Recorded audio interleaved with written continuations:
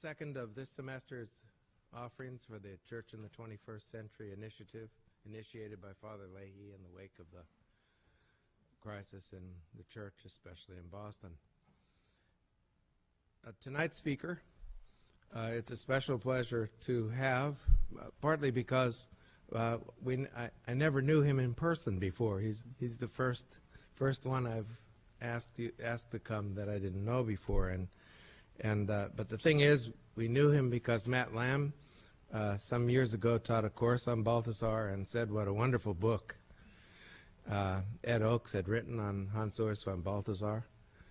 And last night he told about doing part of his Jesuit services in tertianship in Berlin and falling in love with Balthasar through his book on prayer. And I well remembered spending a year with that book, and so I felt like he's a kindred spirit. So not only did he work on Balthasar, who's one of the great figures of the 20th century Roman Catholic theology, and whom, of all the theologians Lonergan was together with on the International Theological Commission, he spoke always with the highest esteem about for his great erudition.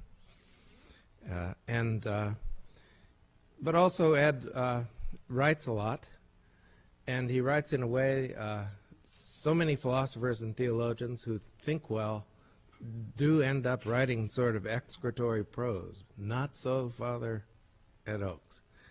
He's a wonderful writer, and he writes on a broad number of themes. He has time to read books, which most of us haven't heard of yet, and it introduces us to them.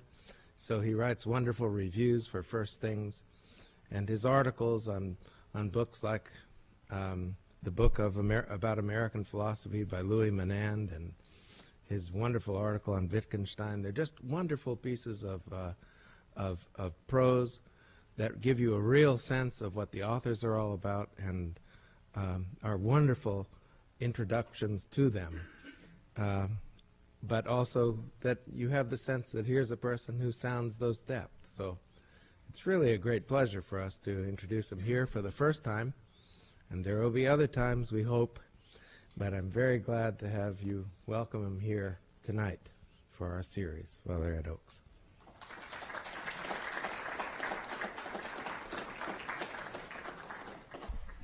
Thank you very much. I just hope it's all clear in everyone's mind that when Bernard Lonergan was praising the erudition of this man, he was talking about Balthasar, not me, okay? Just so, I mean, it's very flattering to get that kind of introduction, but I want to make sure the he of that particular sentence was properly antecedented. A little background to the lecture. When Professor Lawrence called me up, he said, Father Leahy, the president, wanted Boston College to respond in some way to the crisis of the church by having this lecture series, and he wanted to invite me. And I said, well, fine, as long as I don't have to talk about the sex abuse crisis in the church. You know, that's been beaten to death. It's kind of a dead horse to me, and I have nothing to say about it. But, you know, what's behind the crisis might be something okay, but I mean really deeply behind it. So then, in tossing around an idea for a lecture, I said, well, how about a lecture titled, How to Evangelize Secular Culture? He said, oh, that'd be great. But then I started joking, and I said, of course, I don't know how to evangelize secular culture. And he said, well, I mean, what title of a lecture has ever lived up to its promise? So with somewhat surprise, I get here to Boston College and find out the lecture I had written as How to Evangelize Secular Culture has suddenly turned into Can Secular Culture Be Evangelized? Which is not quite the diffident way I was approaching it, but maybe my answer you'll find at the end is diffident because the challenge is truly daunting. So maybe it's appropriate that I can live up to that title, if not the one I've designed, which is called How to Evangelize Secular Culture. So here goes. Everybody likes a story. So let me begin with one that Soren Kierkegaard once told about a fire that breaks out backstage right before a circus is set to perform. In panic, the stage manager sends out one of the performers, a clown as it happens, and naturally already in costume, to warn the audience to leave immediately. But the spectators take the clown's desperate pleas as part of the circus act. And the more he gesticulates, the more they laugh, until fire engulfs the whole theater. This, said Kierkegaard, is the situation of Christians. The more they gesticulate with their creed, the more laughable they seem to their skeptical neighbors, until the world finally becomes engulfed in the flames of war and mutual hatred, a hell on earth as prelude to the hell after death. If only these Christian clowns had first thought to change out of their goofy costume, Kierkegaard implied, the theater-going world might have been spared. Now, Kierkegaard did not explicitly say in this parable just what kind of funny clothes he thought Christians should now strip off to make their message of impending doom more credible. But whatever costume this Danish philosopher felt Christians should doff, his parable does not really get at the real dilemma of preaching the gospel to a secular culture. The very news that a fire is on the way, and above all, that we can be spared the flames by the simple expedience of a belief in a trans-worldly message, strikes the contemporary secular spectator as much more incredible than any costume language in which it might be couched. I mean, as if the clown says, all you have to do is believe if the fire's on its way and you'll be spared. No, you flee the theater if you believe it. Chant it in Latin, scream it from the cable TV shows, hawk it as tracts on the subway, put it in the mouth of a photogenic and globe-trotting pope, all of this will still seem absurd to the secular mind because the message is absurd. Take, for example, the words dogma and dogmatic, which nowadays clang with such an unpleasant ring. No one likes today to be called dogmatic anymore, and to call someone's convictions about anything at all, let's say supply-side economics, a dogma, is almost always to claim that the person's conviction is without reasonable grounds adopted out of a rigid adherence to prejudice and maintained in the face of massive input from reality. So, but it could be the opposite. It could be Keynesian economics. If you call it a dogma, it means you've got no evidence for it. Unfortunately for contemporary Christian believers trying to defend their faith in this setting, Christianity is the most dogmatically elaborate of all the world's religions, meaning the word now in its root sense of authoritative teaching. This process of elaboration began as early as St. Paul, who said, quote, "If you declare with your mouth that Jesus is Lord, and if you believe with your heart that God raised him from the dead, then you will be saved." There's the message. There's the clown speaking. That's Romans 10:9. Of course, Jews and Muslims have their own confessions. Jews recite the Shema, "Hear, O Israel, the Lord our God is one, the one Lord," Deuteronomy 6. And Muslims say the Shahada, "There is no God but God, and Muhammad is his prophet." But tellingly, Deuteronomy immediately goes on to specify behavior as the true mark of the believer. "And thou shalt love the Lord thy God with all thy heart, all thy soul, and all thy might." Similarly, the Shahada is but the first of the 5 pillars of Islam, the other 4 all being behavioral: prayer 5 times a day, fasting, almsgiving, and pilgrimage. Christians, too, hold that their faith has behavioral implications. In fact, Jesus explicitly invoked the Shema, and then, like the good Jew he was, said that loving God with all your heart means to love your neighbor as yourself, Matthew 22. So why then did Christianity develop its set of dogmatic teachings so far beyond what Jews or Muslims would countenance? The reason is because the first confession of faith, Jesus is Lord, contains within itself a tension, one born of an inherent confessional ambiguity. Now, in its early Jewish matrix, Christianity recognized that the word Lord was a divine title reserved solely for God. This is because the word Lord was used as a substitute insertion word to keep the pious believer from having otherwise to say out loud the sacred proper name of Israel's God, Yahweh in most modern transliterations, although even that is a guess. But if Jesus is Lord in that sense, that is, fully God, to whom is he praying? But if he is only part God, how can one continue to confess that God is one, as Jesus clearly did? In other words, why call him God at all, as Paul explicitly does in Romans 9, verse 5? For Paul, at least, the answer is clear: because Jesus died and rose from the dead for the forgiveness of sins, our sins. But to confess that Jesus atoned for sins by his death means to admit its background logic. For Jesus to be able both to take our place and to offer fitting expiation for sin, he had to be somehow both God and man. Now, it is that tricky word somehow that brought about the elaboration of the Christian faith throughout the centuries. But it is also that same elaboration that has so marginalized Christianity in modern times. As Yaroslav Pelikan puts it so well, he's the professor of dogmatic history at Yale University. As Yaroslav Pelikan puts it so well in Credo, his new and massive history of these ever more elaborate creeds, quote, above all, the creeds from the early church up to the Protestant Reformation do seem to be making the same points over and over and over again, often in the same esoteric and arcane terminology, citing the same biblical passages as proof texts, pronouncing the same condemnations upon the same old heresies and upon each other's new heresies, and all with the same sense of total self-confidence and utter rectitude, unquote. Only in modern times would such self-confidence and rectitude come to seem offensive. In fact, rectitude is another word that now carries a pejorative connotation, along with the word dogma.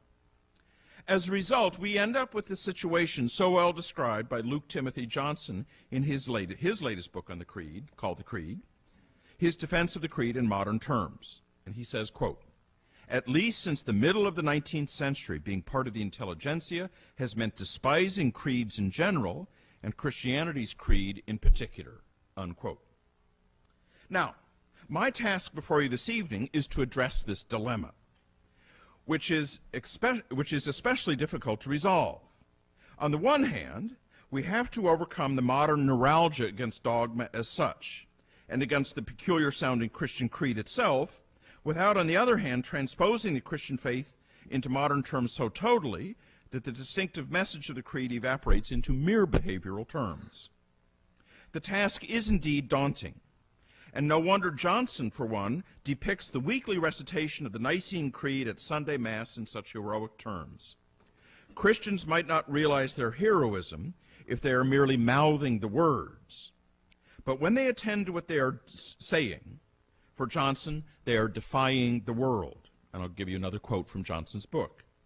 In a world that celebrates individuality, Christians, when they recite the Nicene Creed, are actually doing something together. In an age that avoids commitment, they pledge themselves to a set of convictions and thereby to each other. In a culture that rewards novelty and creativity, they use words written by others long ago.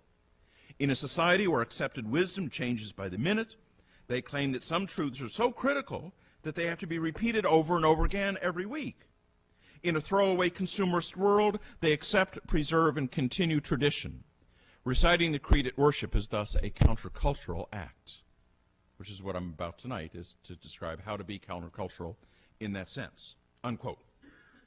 In other words, the costume cannot be so easily jettisoned without jeopardizing the message. Or to put the matter perhaps more fairly, for Johnson, the message itself will strike the secular theatergoer as implausible no matter under what guise it is delivered. But precisely because for him the Christian message is true in any event and under any guise, Christians must have the courage to defy the world. Now I'll give you one last quote from Johnson. Quote, in particular, Christians need to claim the countercultural force of prayer and to consciously and joyously embrace political resistance, the political resistance inherent in worship. Every time we say yes to God and mean it, we also thereby say no to a world defined on the basis of matter alone, a world run solely on the basis of measurement and manipulation. So maybe Kierkegaard has misled us with his famous parable. Perhaps another story is more appropriate, one of the fairy tales drawn from the Brothers Grimm. Once upon a time, a poor widow sends her young son Hans into the village to fetch a simple meal. But along the way into town, he discovers a lump of gold. Thrilled, he heads back home to show his mother his amazing good luck. But no sooner has he started back than he meets up with a knight who persuades him to exchange the gold for the knight's steed. The better for plowing, the knight assures the boy.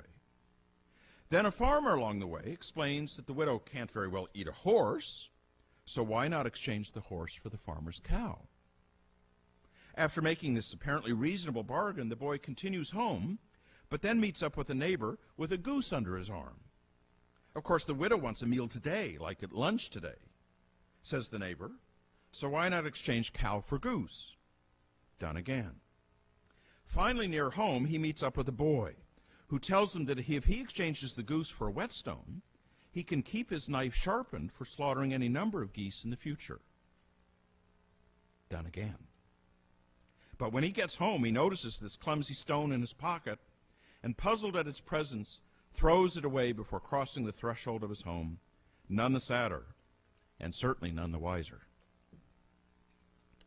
Now, I submit to you this evening that anyone who has followed the path taken by Protestant theology in the past 2 centuries and by Catholic theology in the past 4 decades already knows the point of this story. Not all the costume changes in the world will matter if the messenger has squandered his treasure by altering his message to suit the convenience of the audience. Creeds matter only if what they proclaim is true, and if Christians deep down don't really think so, then all the translation strategies in the world will mean nothing, for they too will be swept up in the fire to come. My topic, as I've explained earlier, is how to evangelize secular culture, in the more positive version, not the rhetorical question that you've been enticed to come here by. And by now I think you see the dilemma. In fact, one of the theses of this lecture this evening will be how not to evangelize secular culture. I maintain that the key strategy adopted by the Second Vatican Council was precisely this Kierkegaardian notion that if only we would strip off our funny Renaissance costumes, the world would both hear and accept our message. Hence the change from Latin to the vernacular in the liturgy, and even so small a matter as the Council insisting that sisters change their habits into something more modern. But what we got instead was the situation depicted by the Brothers Grimm. Now, in case you might think that we are not that far along in the declension from gold to whetstone, let me quote a few statistics culled from comparing the official Catholic directory from the years 1965 and 2002. The official Catholic directory is like the big phone book for the Catholic Church of the United States, but it's got all the statistics and everything, like Federal Register or whatever. Okay, so just compare 65 and 2002. Priests. After skyrocketing to 58,000 in 1965, the number of priests in the United States dropped to 45,000 in 2002. By 2020, there will be 31,000 priests, and only 15,000 of those will be under the age of 70. Ordinations. In 1965, there were 1,575 ordinations to the priesthood. In 2002, there were 450, a decline of 350%. Priestless parishes. About 1% of parishes, 549, were without a resident priest in 1965. In 2002, there were almost 3,000 priestless parishes, about 15% of U.S. parishes. By 2020, 25%, 1/4 of all parishes, will have no priest. Seminarians.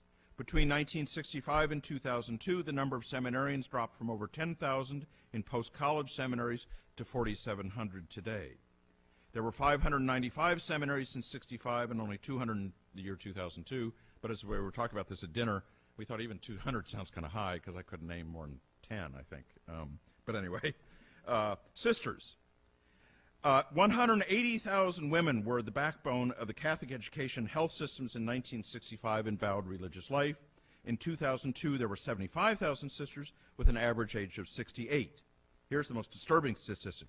In 1965, 104,000 sisters were teaching, while in 2002, there were 8,200. From 104,000 to 8,200. Religious orders. I'll just take the Jesuits as an example because it's the only one I can judge by looking at the directory. In 1965, there were 5,277 Jesuit priests and 3,500 seminarians. In 2000, there were 3,100 priests and 389 seminarians, and the average age was 65. High schools. Between 1965 and 2000, the number of diocesan high schools fell from 1,500 to 786. At the same time, the number of students dropped from 700,000 to 386,000. I'll skip parochial schools, maybe not as relevant here. Sacramental life. In 1965, there were 126,000 adult baptisms, not counting adult Protestants who had been baptized who converted, because that's not covered in the directory. In 2002, there were 80,000. In 1965, 352,000 Catholics were married in a Catholic church. Now it's 256,000, despite the much larger population. And finally, mass attendance. The Catholic Directory does not provide statistics for mass attendance, but a 1958 Gallup poll reported that 74% of Catholics went to Sunday Mass in 1958, A 1994 Notre Dame study found that the attendance rate was 26%. A more recent study by Fordham University professor James Lothian concluded that 65% of Catholics went to Mass on Sunday in 1965, while the rate dropped to 25% in 2000. In other words, if we have not yet sold the goose for the whetstone, we are about to. But let's return to Kierkegaard's tale about the circus fire.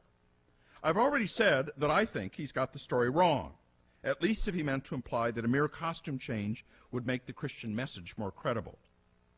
Thus, it was simply taken for granted, as we noticed earlier, that the apostolate of sisters' orders would improve if all they did was adopt more modern clothing.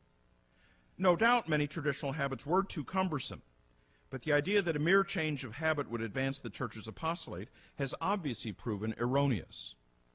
But I do not want to concentrate on this one aspect of the parable. But I do want to concentrate on one aspect of the parable where I think Kierkegaard was onto something, the laughter of the audience, meaning the way the culture at large is governed by presuppositions that seem to render the Christian message of salvation incredible from the outset. The reason the audience laughed at the circus was because the figure of a clown in a circus is a cultural signal.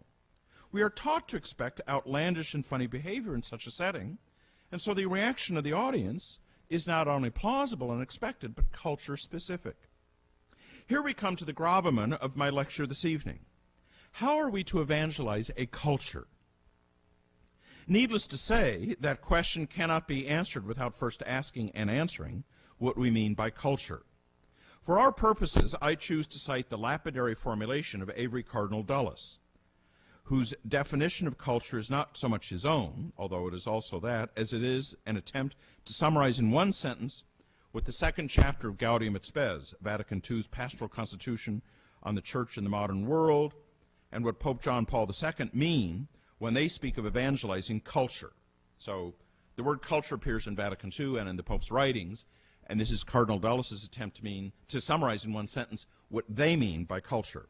Now if I can find my place here. There we are. Culture is, in Cardinal Dulles' words, a socially, quote, a socially constituted environment in which certain ideas, attitudes, values, and modes of behavior are transmitted to new generations, unquote.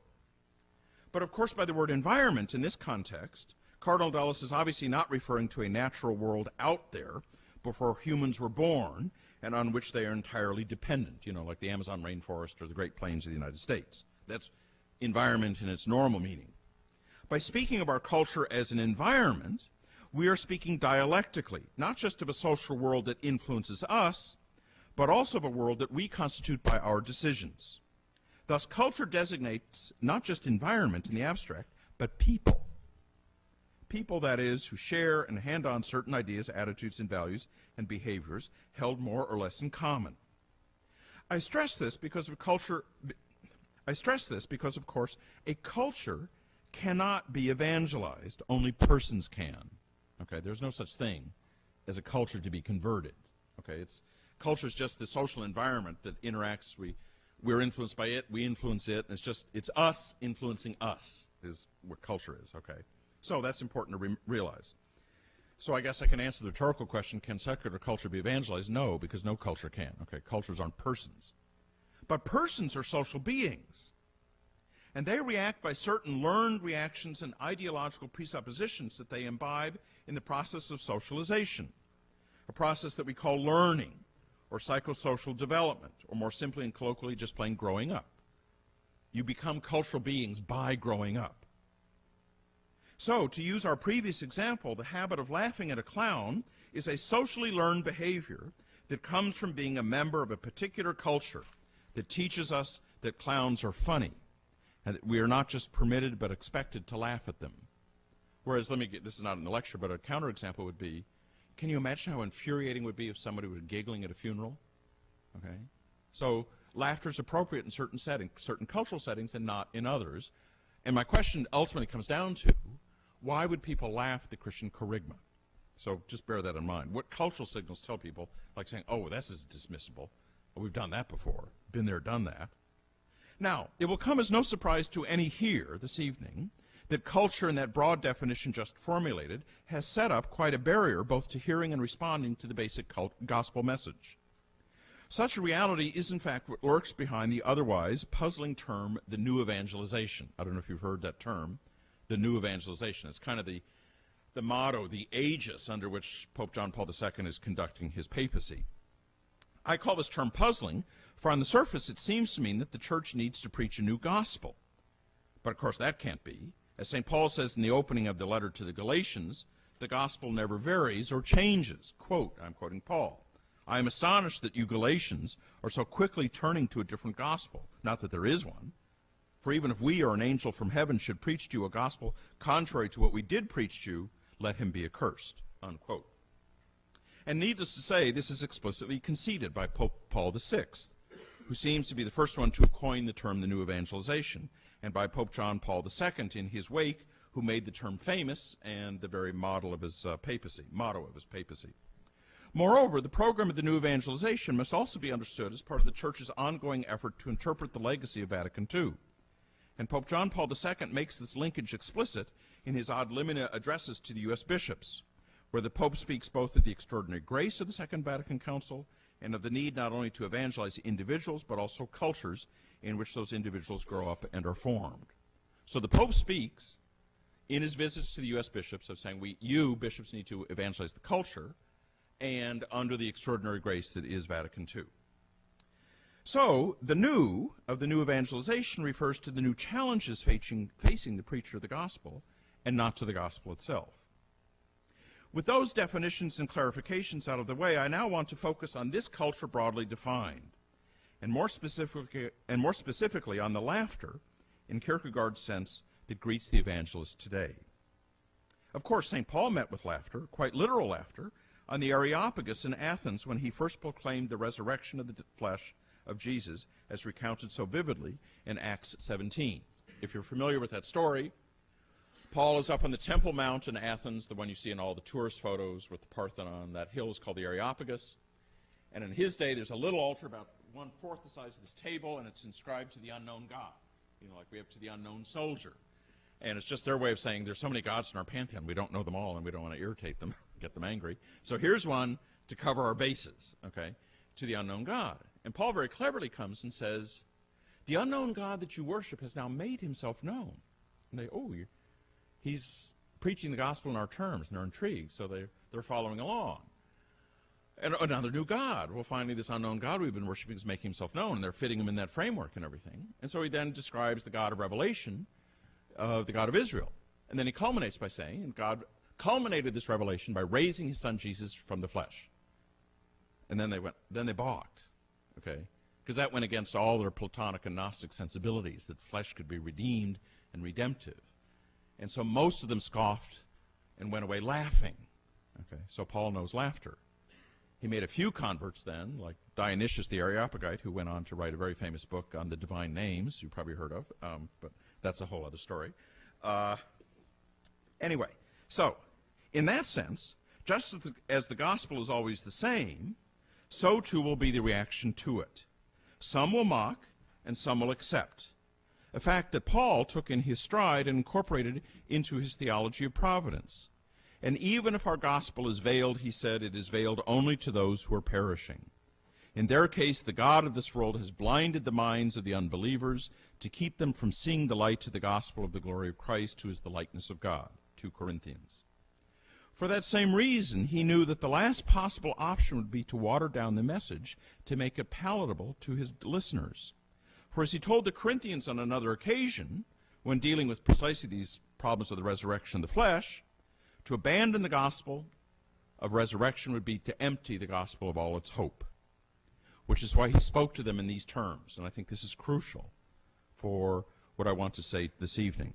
This is again a quote from Paul. Quote, to God, we are the fragrance of Christ, both among those who are being saved and among those who are on their way to perdition. For these last, we are the stench of death leading unto death. But for the first, we are the odor of life leading unto life. Who is equal to such a task? At least we do not adulterate the word of God as so many do. But it is in all its purity as envoys of God and in God's presence that we are speaking to you in Christ, the gospel we have received. Unquote. Now, I want at least to put it to you that perhaps Vatican II is not an unmixed blessing in this regard, at least as it is now being interpreted. As you know, there is an enormous debate going on now as to whether the Vatican Council was a liberal or conservative council. From the close of Vatican II in 1965 right up to now, debate rages on how the council should be interpreted. And in that regard, the Pope has certainly seen his pontificate as part of the effort of the Church to steer that interpretation in what he regards as the right direction. It is not the burden of my lecture to you this evening to go into that. And insofar as the debate is currently formulated, I certainly hold to the interpretation set forth by Cardinal Dulles in his debate with John O'Malley in the pages of America magazine last year. But whatever disputes these two men have, they seem to agree that Vatican II is an unmixed blessing, if only we interpret it correctly. But I ask, what if Vatican II is itself inadequate in a manner roughly analogous to the laments of Cardinal Newman about Vatican I? If one council can be judged in the light of history to have been unbalanced, although true in its promulgation of dogma, why not as well the council that meant to correct that imbalance? Based on the lessons we have learned from the two stories by Kierkegaard and the Brothers Grimm, I wish to refer to something wider, a point captured very nicely by Father Richard John Newhouse in an editorial in First Things last year. Quote, "We might well ask whether we should think that the Second Vatican Council failed. A council may, of course, fail, not in its validity, but in its efficacy. Of the 21 ecumenical councils recognized by the Church, historians generally view the 13th century councils of Lateran IV and Lyons I and II, along with the 15th century councils of Constance and Basel, and the 16th century Lateran IV, as more or less failures in their reforming intentions." Okay, that's 6 councils right there. Okay, there were councils, but they came up bust. "We cannot avoid asking whether 50 or 100 years from now it will be judged that the Second Vatican Council was a failure." Unquote. This assessment might seem shocking to your ears, but this point of view gains new trenchantcy from the articles that came out in various newspapers on the occasion of the 25th anniversary of this Pope's election to the papacy last October. So just 6 months ago, the Pope had his 25th anniversary as Pope. The portrait of Christianity in Europe is especially grim. As one reporter said, Europe already seems more and more like a series of tourist-trod monuments to Christianity's past. According to the European Value Study, only about 21% of all Europeans said religion was very important to them. Even in Italy, where 33% of respondents described religion as very important, the percentage of Italians who go to church every week is as low as 15 and no higher than 33%, according to various polls. In the same article in the New York Times, Dionigi Cardinal Tettamazzi, the Archbishop of Milan, was quoted as saying at a news conference, quote, "The parishes tell me that there are children who don't even know how to make the sign of the cross. At elementary schools, they don't know who Jesus is." Recalls, I was a professor at New York University for 8 years, and about 12 years ago now, and there's a professor of art history who taught Renaissance art at NYU who took a class to Europe one summer on a tour of Italy and everything, and you know, they're seeing one museum after the other, and then the Palazzo Vecchio, and one Madonna after another, and one girl said, "Well, in all these Madonnas, I noticed the baby's always a male baby." Okay. Okay, you got my point. I hope you got my point.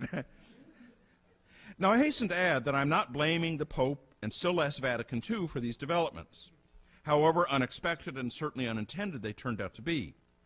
But since my topic this evening is how to evangelize secular culture, and since Vatican II's call for the Church to be open to the modern world has hardly been reciprocated, it seems to me long past the time for us to start thinking outside the standard binary categories of pre and post-Vatican II, and to think through what it means, first of all, to evangelize a culture, and secondly, the kind of culture we live in now. As I've already indicated, culture is a pretty vague word, referring to a pretty vague reality. Not surprisingly, the words used to characterize our culture are equally vague: modern, and sometimes even more unhelpfully, postmodern. So if we're going to describe our culture, people say, well, we're modern culture. Well, okay. And then you think, well, that fits the Enlightenment. Well, we're postmodern, okay? And modern means new, so we're post-new, you know, so it's just, you know, ultra-new. It's like, you know, advertisements. You know, when Mel Gibson's movie came out, Diane Sawyer interviewed him, and the next night Dateline had a show on the death of Jesus, and the commercial was, "Stone Phillips flies to Jerusalem to find out what really happened." Finally, someone's going to get to the bottom of this, Ultra new, God, why didn't people think of this before? Okay. Postmodern Stone Phillips, Now, if I were to take up time this evening trying to define these two terms, modern and postmodern, I would use up all my remaining time. So let me borrow the description of Charles Taylor of what our culture by and large stands for. I don't know if you know Charles Taylor, Catholic philosopher at the University of Toronto, wrote a big book from Harvard called The Sources of the Self, so I'm going to draw on his analysis here. Quote, "The moral imperatives which are felt with particular force in modern culture emerge out of the long-standing moral notions of freedom and benevolence. We, as inheritors of this development, feel particularly strongly the demand for universal justice and beneficence, and we are peculiarly sensitive to the demands of equality, and feel the demands to freedom and self-rule as axiomatically justified, and we put a very high priority on the avoidance of death and suffering." Along with that, Taylor highlights how much modern civilization prefers the ordinary life of work and family over the claims of hierarchy, so that the middle class, tends to be automatically suspicious of the claims of formerly privileged estates that had in the Middle Ages been given special status, such as knights and nobles, priests, bishops, monks, and nuns. So in the Middle Ages you had estates. They were levels of society, and now it's pretty much middle class in all its regard. In contrast, modernity highlights the goods of individual freedom and self-expression.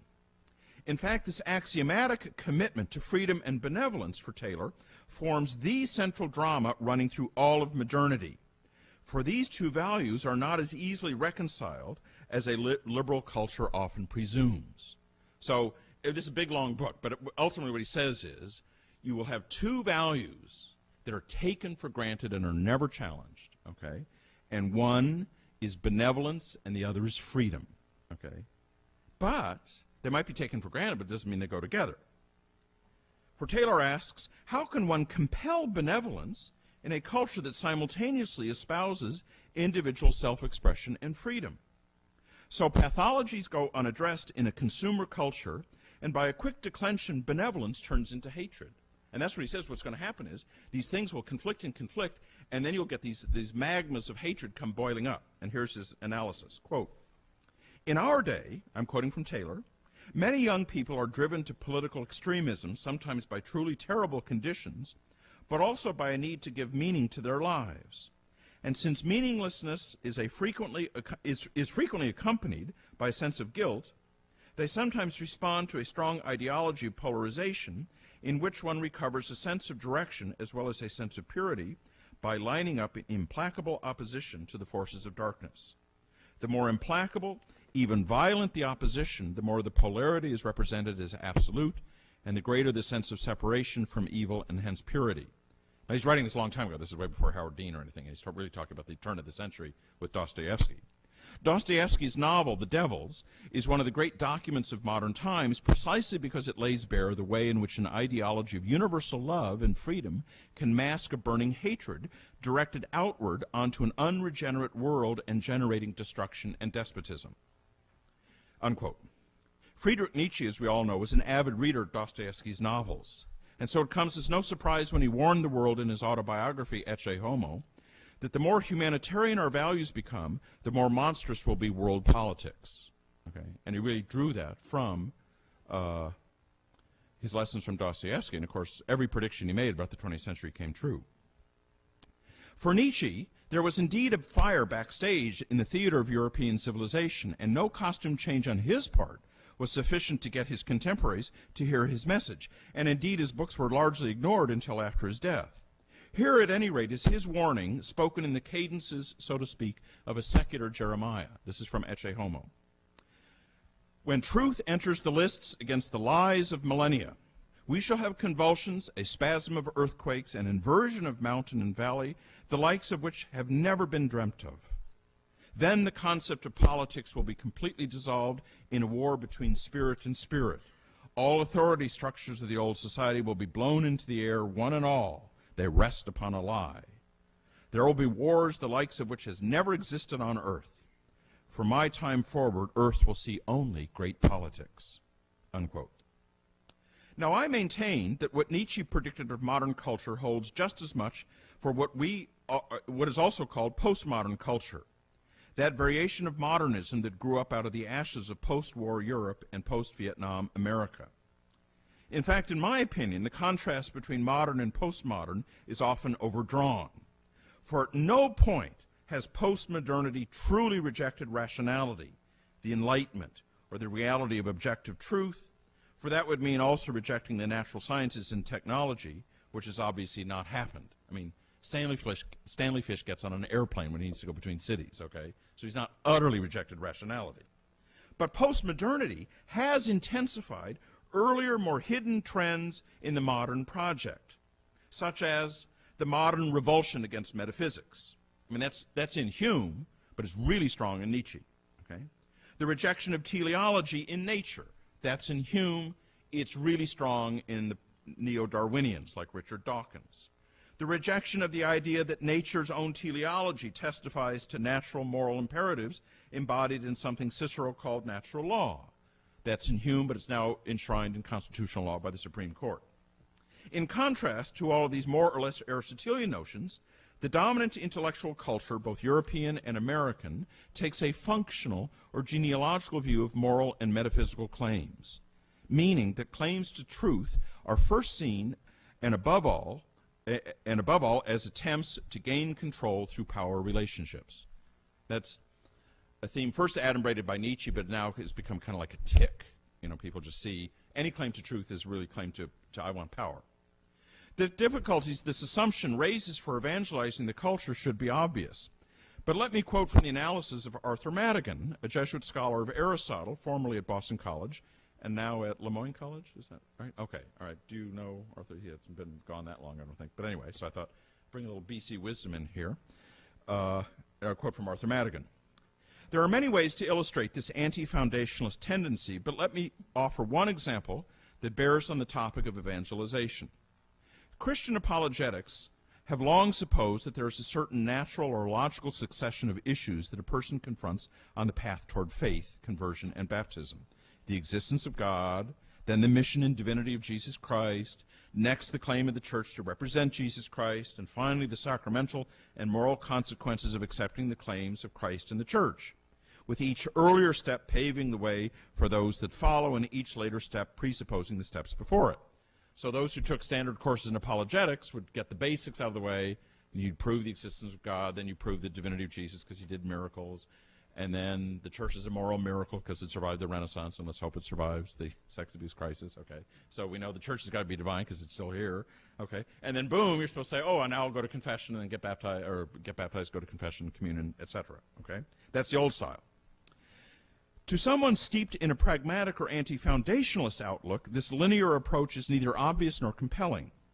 In a pragmatic or anti-foundationalist approach, you can begin anywhere along the line, or rather at any point in the web of belief, and that change of metaphor from line to web is important. And then over to other points along the web without needing to justify these moves by reference to supposedly logically prior foundations. The Church's magisterium, I'm quoting from Father Madigan still, the Church's magisterium, if I understand correctly, says that if we thoroughly understand what the priesthood instituted by Jesus Christ is and does, we are bound to recognize that women cannot, in the nature of the case, be priests. This is a typical foundationalist approach. What Christ did is basic and normative. He meant to found a church, he established this, Last Supper is ordination, etc. That's foundationalism. But someone steeped in the anti-foundationalist mentality might feel equally justified in starting from some other point of the web, on the web of belief and say, for instance, quote, no one who refuses to ordain women can credibly claim to be speaking for God, unquote. And unquote from Father Madigan, too. Of course, one could reply in time-honored tu quoque style and retort that anyone who tries to adjudicate in postmodern terms just who does and who does not credibly speak for God is only breathing hot air. But such a reply will hardly begin to address the hidden presuppositions that govern such automatic laughter at the notion of an all-male presbyterate. Again, one could also reply in pragmatic terms that those churches with an ordained ministry that do ordain women, the Anglican churches especially, end up losing members at a rate that makes the Catholic Church look downright healthy. But again, that pragmatic approach won't address, because then you go to another area in the web of belief. Perhaps such arguments, though, would concede too much to the reigning spirit of the age, And it certainly does not get at the underlying difficulty of evangelizing the secular culture. And I stress I'm using the case of women's ordination only as an example to talk about foundationalism and anti-foundationalism. So I'm going to ask the most basic question, and here we go. Why are those churches that try to adapt to the times doing so poorly? Why are their strategies so unsuccessful? And why does secular culture continue to grow more and more secular, more and more post-Christian, when not downright anti-Christian? And above all, as the title of my lecture wants to ask, how are we to change things? To get at that, I really have only two recommendations. Okay, so now we're off the rhetorical question. Let's hope it can be. If it can be, here I have two, but they're very modest recommendations, so you might want to go with the rhetorical question. And I have two recommendations. First of all, never adulterate the gospel, no matter how enticing seems the prospect of hermeneutical translation of the Christian message into modern terms.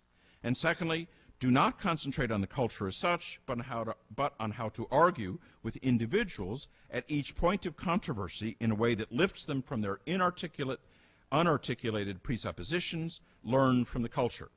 Tall order, I know. Lest these recommendations sound too vague, let me take up each one in turn, however briefly, because I only have about 5 minutes, I see. As to the first, I must now bring up a difficulty in the second story I recounted about Lucky Hans, the boy who found the gold and within a few hours had exchanged it for a whetstone. I've already talked about, I thought Kierkegaard's story has its problems. So does the other story. One could argue that a lump of gold is of no use if it's just stored away, while the boy's poor widowed mother starves away in her poverty. I mean, what's she going to do, bring the gold home and put it on a shelf? Okay? She's hungry. So is he, I presume. Okay, which probably induced him to do all this bargaining too. And indeed, a parable of Jesus condemns burying one's talents in the ground and refusing to invest them, so that grace given might increase by the time of the final judgment. Every analogy limps, goes the old saw, and certainly an obsessive imaging of the gospel or of church teaching as the deposit of faith could lead to an equally obsessive desire to hoard rather than to share. But the grim tale of the boy does testify to something important. By making the gospel understandable in modern terms, are we so transposing its terms as to sell out its substance? Here again I recall the example of St. Paul, and specifically his insistence that no matter what the reaction to his preaching, he would never tailor it to his listeners in such a way that it would be robbed of its power. Perhaps it bears repeating again. Who is equal to such a task? At least we do not adulterate the word of God as so many do, but use it in all its purity as envoys of God and in God's presence, so that we are speaking of Christ. Unquote. In other words, there must be something mysterious about the gospel that allows it both to be spent and yet to maintain itself in all of its purity and even to increase, just as funds do when they are invested wisely. Admittedly, the task is tricky, which is why Paul no doubt rhetorically asks, who is up to such a task? And even the well-intentioned can make blunderous investments, which is what I maintain happens when the gospel is transposed into purely anthropological categories in the manner of Friedrich Schleiermacher's transposition of Revelation into feelings of absolute dependence. In his wake, Schleiermacher was a 19th century Protestant theologian in the first half of the 19th century, who said feelings of faith are rooted in anthropological feelings of absolute dependence.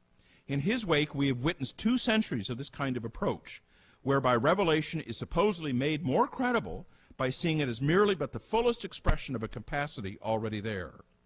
This might seem plausible, especially when one reflects on the obvious tautology that one cannot hear and accept revelation without first having the capacity for doing so.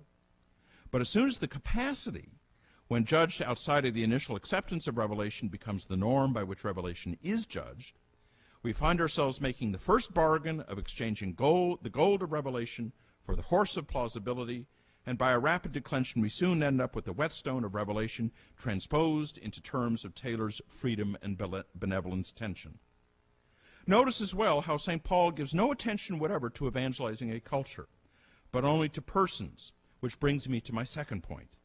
Yes, Paul actively opposed certain aspects of the Hellenized Roman Empire, particularly relating to sexual behavior, while in others he regarded the empire as providential, or at least of God, in Romans 13.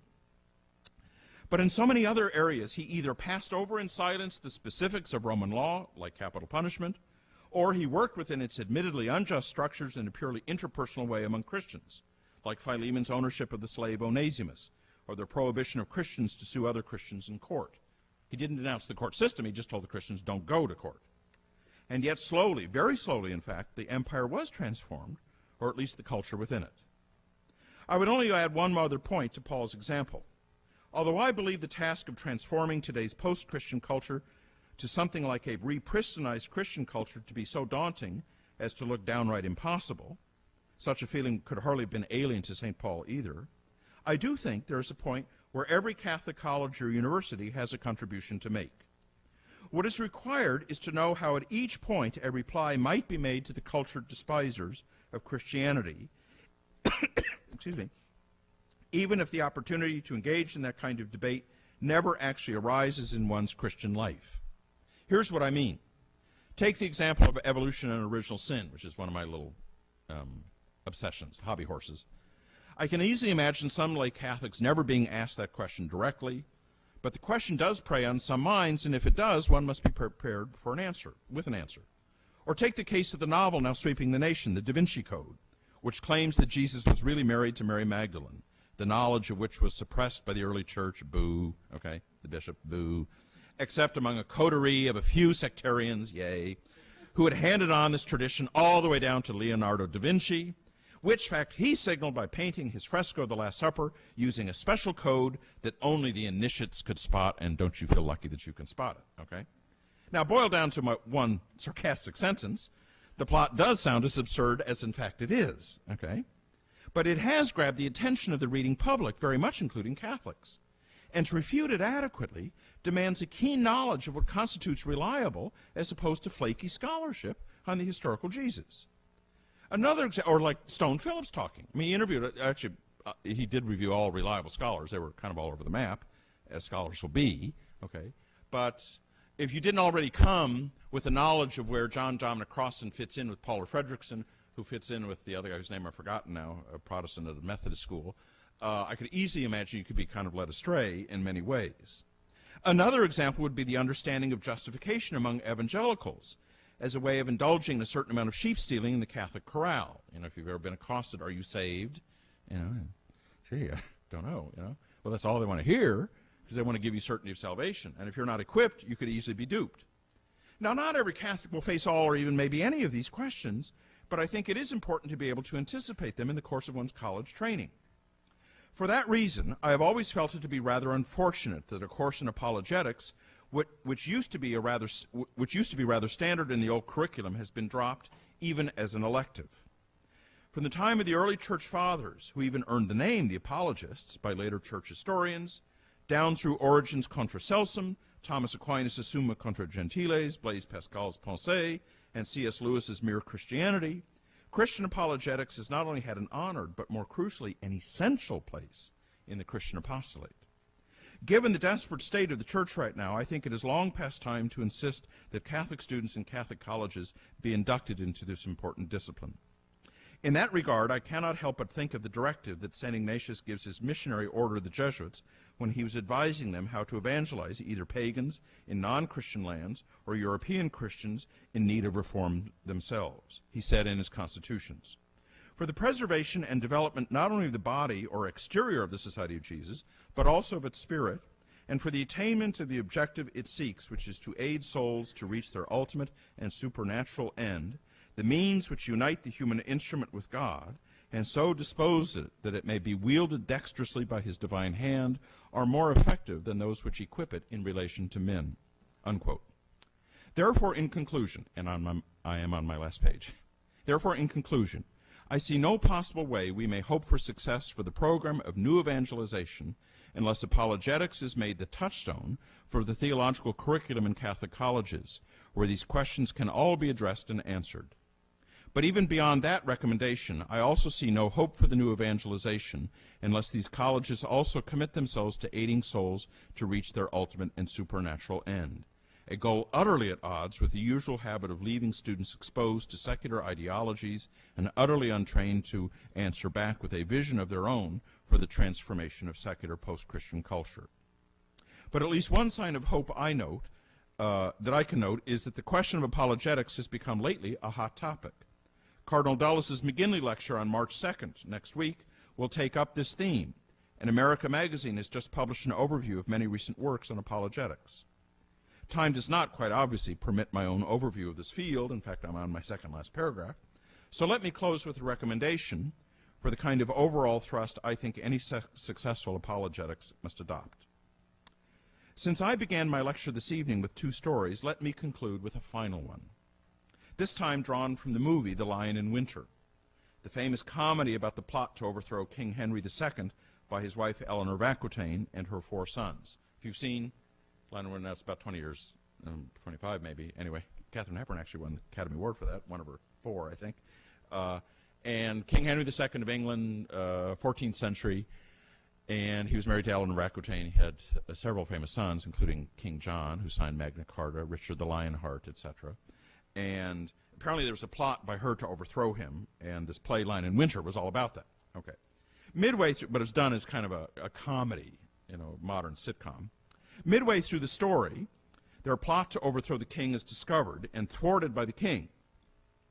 And in despair, the sons refuse to go further with their scheme, saying that success in overthrowing the king would be impossible, to which their mother responds, "Darlings," she's always doing Long Island housewife bitch, "Darlings, in a world where carpenters get resurrected, anything is possible." Okay? The humor of this line obviously comes from recognizing how impossible such an outcome really is.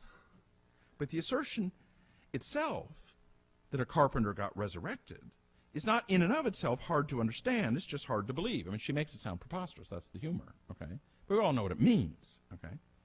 Now, in my seminary days, I increasingly got the impression that this problem of the resurrection was finessed by going about the question the opposite way, by saying that the New Testament was easy to believe, but hard to understand. Meaning, if one transposes the event of the resurrection, as Bultmann did, into a purely charismatic event, accessible to the historian as an event in the minds of believers, then one makes the resurrection on that account much easier to believe. Okay? If you follow Bultmann, you say Jesus rose in the mind of the believers, but the fact that they believed in the resurrection means that Jesus is risen. Okay, well, it's certainly easy to believe. Okay, but it becomes hard to understand. It's like, well, then why did the New Testament narrate the stories of the risen Jesus so realistically? And you got yourself a big hermeneutical problem. Okay, and so this is my conclusion. Okay, that when theology treats the New Testament as easy to believe and hard to understand, theology becomes very esoteric, and people suddenly end up with whetstone and they just throw it away.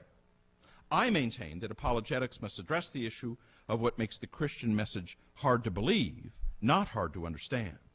In other words, it must not sell the charismatic gold for the whetstone of hermeneutics.